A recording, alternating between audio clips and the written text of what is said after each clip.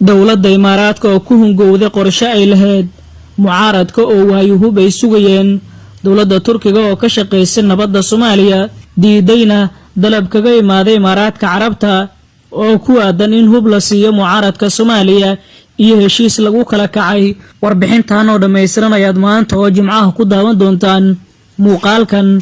marka hore Jimco wanaagsan daawadayaal, fadlan muuqaalka share gareeya, share ku dhaha gruubyo badan oo saaxiibadiina gaarsiiya.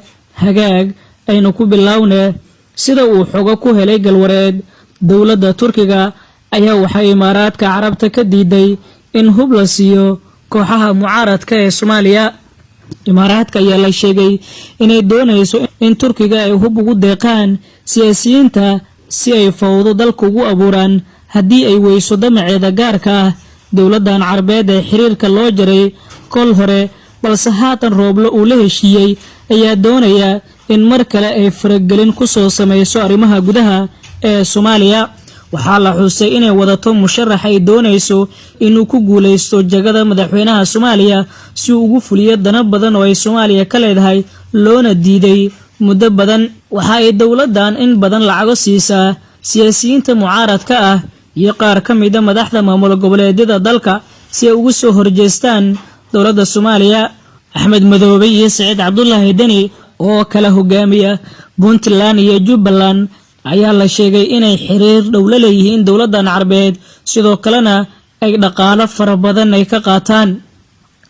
dhowaan dowladda Imaaraadka Carabta waxay codsi u gudbisay ra'iisul wasaaraha xukuumadda xilgaarsiinta Maxamed Xuseen Rooble oo dalkeeda safar ku joogay, iyagoo u sheegay inay doonayaan in Saciid Cabdullaahi Deni hogaamiyaha maamulka Puntland ay soo dhistaan si uu madaxweyne ugu noqdo Soomaaliya. balse ra'iisul wasaare Rooble ayaa qorshahaasi ka soo horjeestay. waxa uu u sheegay in arrinka uusan ahayn mid uu aqbali karo, sidaas awgeed ay la imaadaan qorshe siyaasadeed kale oo uu aqbali karo kana duwan midka haatan ay la imaadeen. kulamo hoose oo ay la yeesheen Rooble ayaa u socon waayay danihii ay lahaayeen. tallaabada Turkiga ee haatan ayaa noqonaysa mid cara ku sii abuurtay dowladda Imaaraadka Carabta, iyadoo guuldarrooyinka siyaasadeed ee dowladdan Carabeed uu batay. sidoo kale waxa ay ku wareertay xaaladda Soomaaliya iyo doorashada.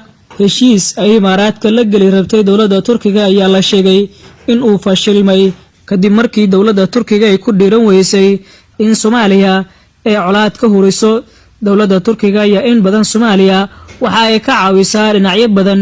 waxaa ka mid ah tababarka ciidamada dowladda sida Gorgor iyo Harmacad, iyo sidoo kale mushaaraadka ciidankaas iyo saanadooda ciidan oo ay u dhammaystirtay.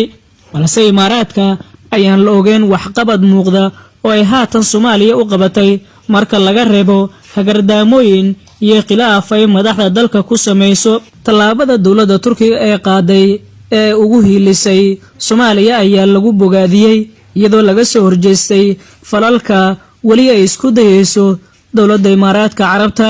hagaag daawadayaal, waad ku mahadsantihiin daawashadiina cudwan. fadlan muuqaalka share gareeya, share ku dhaha gruubyo badan oo saaxiibo badan gaarsiiya. mar kale waad ku mahadsantihiin la socoshadiina. nabadgelyo saaxiibayaal.